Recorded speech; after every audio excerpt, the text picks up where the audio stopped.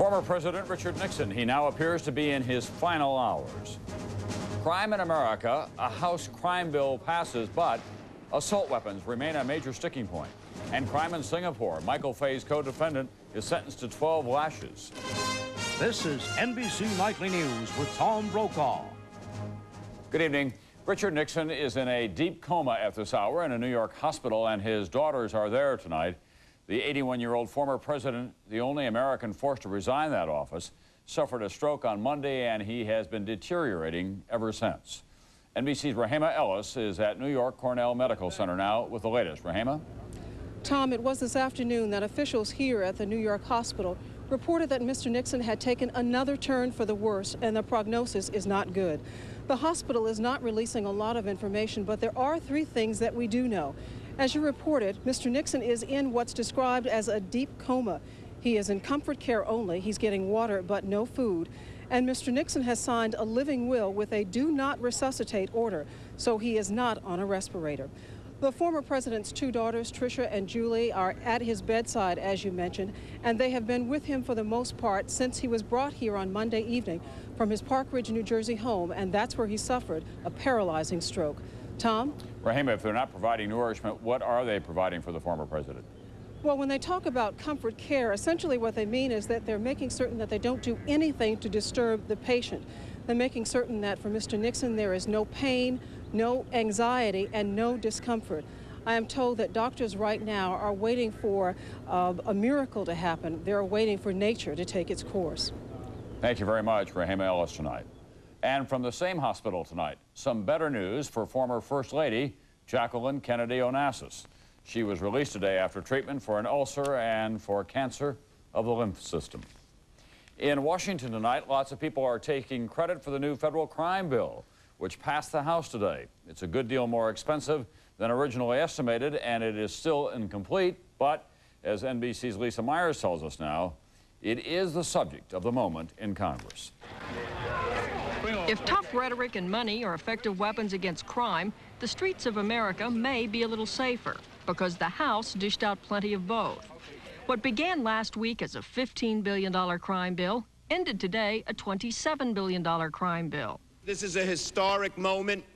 For the first time, this body is recognizing the anguish out on the streets that hollers to us, do something about crime. The bill includes $13 billion for prison construction and $9 billion for so-called crime prevention programs ranging from job training to drug treatment to midnight basketball. Also approved 50,000 more local police. In fact, the House rarely passed up any opportunity to look tough on crime and on criminals. In addition to mandatory life sentences for those convicted of a third violent crime, the House voted to take away inmates' weightlifting equipment and prohibit prisoners from receiving federal grants for college. From the rhetoric, it was often tough to tell Republicans from Democrats. But keep in your mind the young 11-year-old girl here in the district who said she dreams not of her prom dress, but of the dress she'll wear in her coffin. The biggest battle was over the death penalty. Although the bill expands application of the death penalty, the House voted to make it easier for those on death row to challenge sentences on grounds of racial bias. Republicans tried but failed to kill the provision today. We will effectively end the death penalty in the 36 states of the Union where it is under law today. The House bill does not include a ban on assault weapons. Today, House Democratic leaders promised to vote on that within 3 weeks. Right now, supporters of a ban are about 15 votes short. Lisa Myers, NBC News, the Capitol.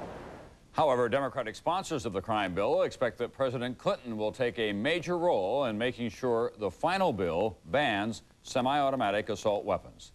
As NBC's Pete Williams tells us tonight, this is the major unresolved issue, and it is a big one. They're called semi-automatic weapons. Each pull of the trigger fires one bullet. Americans own about 1 million of them. But they've been used in some especially deadly shootings, like this one last July at a San Francisco law firm that killed 8. That led a California senator to propose a ban on 19 types of semi-automatic rifles, pistols, and shotguns. That's now in the Senate crime bill. It targets weapons that have detachable clips for bullets, folding or telescoping stocks, and such features as bayonet mounts. The bill's sponsor calls them assault weapons. They become the weapon of choice for grievance killers, for drive-by shooters, for gang members, for terrorists, and for people who are mentally disabled. Some weapons that would be banned, like this shotgun called the Street Sweeper or this Uzi, were originally designed for police or military use. But some outdoorsmen say many other semi-automatics used for hunting could be next. Once you get the camel's nose under the tent, so to speak, and say these 14 guns are bad guns, then it's very easy to expand that just by administrative rule. President Teddy Roosevelt used to hunt with one. They're used for hunting in 48 states. They're used in the Olympics. They're used in competitions throughout the country. But supporters of the ban say they're going after only combat-style weapons that ought to be illegal, even if some people are using them. When the rights of the few conflict with the rights of the many, somebody's got to step in and make some decisions. Weapons of war don't belong on the streets of our cities. In a few weeks, the House will vote on its own bill to ban these weapons. Supporters hope that will give them more leverage to get the ban into this year's crime bill. Pete Williams, NBC News, Washington. In Singapore, the cane, not the assault weapon, is the instrument getting all of the attention these days. A young American has been sentenced to a caning for an act of vandalism he says he didn't commit. And today, his co-defendant was sentenced. NBC's Lucky Severson is in Singapore tonight. Sentencing day for a co-defendant of Michael Fay, 17-year-old Shiu Chi Ho, the young man from Hong Kong who first implicated Fay. Shiu's father is an executive with Singapore Television, his mother an actress. The sentence was quick and painful, 8 months in prison, 12 lashes of the cane, double the sentence of Michael Fay. Shiu Chi Ho still says he and Fay are innocent. Both you and Michael did not do this. You did not vandalize cars? No. The family will appeal. Several people here said the sentence was too harsh, but they wouldn't say so on camera. Randy Chan, Fay's crusading mother, was too angry to attend the sentencing because of a story in this morning's Singapore Straits Times, the mouthpiece of the government. It was about a case of vandalism over the weekend, strikingly similar to that of her son. I certainly see this as being exactly what my son supposedly did. This is a car. It's been spray painted with a spray paint can, which they're saying he allegedly did, and now all of a sudden it's only mischief. A crime not punishable by caning. I'm just in shock. The people of this squeaky clean, rigidly controlled city-state remain unmoved by the world reaction to caning, even though there were 50% more canings last year than the year before. We are telling you, we are happy. We support what has been done. Michael Fay is now in prison, waiting for Singapore President An Teng Cheong to rule on his plea for clemency. But it's never happened before in a case like his. It doesn't look good for another American teenager here, Stephen Freehill, who is charged with the same crime. He goes before a Singapore judge next week. Lucky Severson, NBC News, Singapore. Well, Nightly News continues in a moment. Mortgage rates, they hit a 2-year high today. Also, UN relief convoys head for Gorazde, where the shelling continues and the fighting is now house to house. And for culture vultures, next stop, New York, Paris, Toledo, Ohio. Despite President Clinton's threats to expand bombing against their positions, the Serbs today stepped up their assault on the Bosnian city of Gorazde. Bosnian officials say the fighting now is house to house there. The UN still is trying to reach people trapped in Gorazde, but as NBC's Jim Maceda reports tonight, this is a very dangerous task. 4 weeks since relief last entered the town, this UN convoy was finally going to Gorazde despite continued fighting. Okay, are you ready? Carrying dozens of UN peacekeepers and medical assistance to the besieged Muslim enclave. We see this convoy as a stabilizing factor in the area of Gorazde town. The convoy made it through some Serb-controlled territory, but was stopped by hundreds of protesting Serb women, just one village short of its destination. Radio links from Gorazde spoke of another day of relentless shelling and chaos.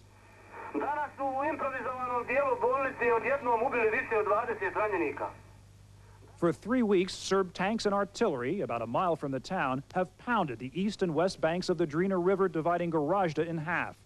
The Serbs want all Muslims to move into a 2-mile-wide safe haven on the west bank, patrolled by some UN troops.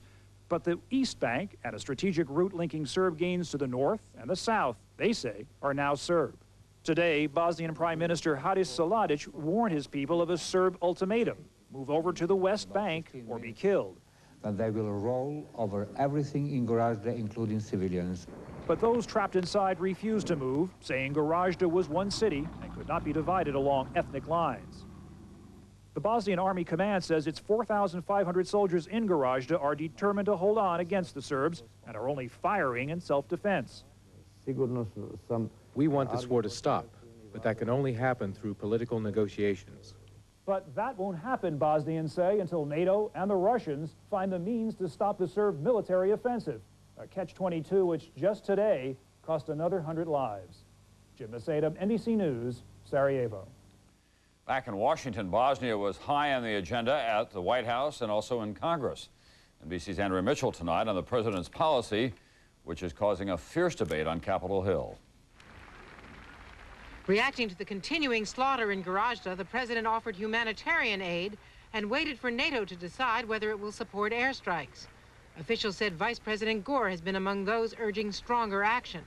And on the Today program, Congress's leading defense expert called for wider bombing. We have to be willing to escalate. Otherwise, the escalation is all on the side of the Bosnian Serbs. So the big question is whether the Allies are willing to not only take step one, as outlined by President Clinton, but escalate all the way to Serbia if need be. The Clinton policy was on the line today in NATO, Moscow, and the Congress. The Senate debated whether to demand that the president ignore a UN embargo and start arming the Muslims ourselves. And, we're not choosing up sides. We're choosing up sides with the Serbs if we don't do anything. But, Mr. President, I am doggedly opposed to the United States becoming unilaterally involved in this conflict. Mr. Clinton does not want to go it alone and believes the Allies will not agree to lift the embargo.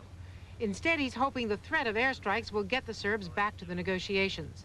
But he has not yet persuaded Boris Yeltsin. During conversation, Boris Yeltsin confirmed again that Russia is against airstrikes. And the Secretary of State ran into tough criticism at a Senate hearing. Senator, you asked a lot of questions there, and That's just one question. Why are we getting into Bosnia? We're getting in Bosnia because we have a strategic interest in preventing that conflict from spreading. Meanwhile, the president and his top military advisor met to discuss ordering airstrikes without first having to ask the UN. White House officials expect NATO to agree to airstrikes within the next few days. If bombing doesn't work, the administration then thinks it would be easier to get the Allies to finally lift the arms embargo. Andrea Mitchell, NBC News at the White House. Another foreign policy problem tonight for the president, Haiti. President Clinton did announce that he'll ask the UN for comprehensive sanctions against Haiti, but outside the White House, one group wanted more. Congressional Black Caucus members, including Ron Dellums and Joe Kennedy, were arrested late this afternoon in a rather gentlemanly fashion for demonstrating without a permit. Earlier this week, CIA Director James Woolsey said on NBC's Today Show that there were a number of espionage cases that would be brought against people within the government. Well, today, he told the New York Times that he didn't exactly mean what he said. He now says there are a number of leads, not cases, which are being pursued. When Nightly News continues, tough times for home buyers. Mortgage rates keep climbing. How high will they go?